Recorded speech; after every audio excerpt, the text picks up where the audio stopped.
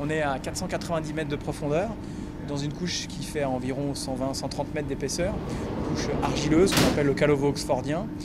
qui s'est formée il y a 160 millions d'années, et dans laquelle l'ANDRA, l'agence qui s'occupe en France de la gestion des déchets radioactifs, étudie la possibilité de créer un stockage en profondeur pour les déchets les plus radioactifs qui sont produits lors de l'exploitation des centrales nucléaires, ce qu'on appelle les déchets de haute activité et les déchets de moyenne activité à vie longue. Il faut assurer leur confinement sur une période de temps très très longue pour protéger l'homme et l'environnement des risques qu'ils peuvent présenter. Le laboratoire a été construit à partir des années, fin des années 90, début 2000. Aujourd'hui, dans le processus, nous avons encore à mener des études jusqu'en 2015. En 2015, nous allons faire la demande d'autorisation de création du stockage et la loi demande à ce que le stockage soit ouvert en 2025. La roche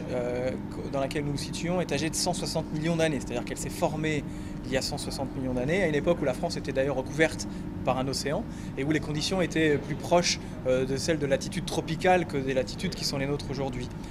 Et cette roche, elle n'a pas bougé, elle n'a pas changé depuis environ 140 millions d'années. Donc c'est une durée qui, au regard de la problématique du stockage des déchets radioactifs, plusieurs centaines de milliers d'années, qui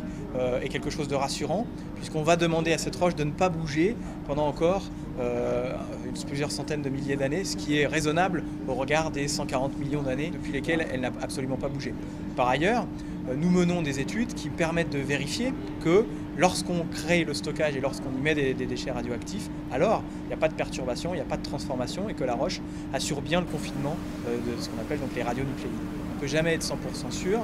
Tout l'objectif pour l'ANDRA, c'est de faire des démonstrations de sûreté qui prennent en compte les incertitudes et qui intègrent ces incertitudes dans les calculs, qui garantissent que le stockage sera sûr, quelles que soient les circonstances qui pourraient arriver.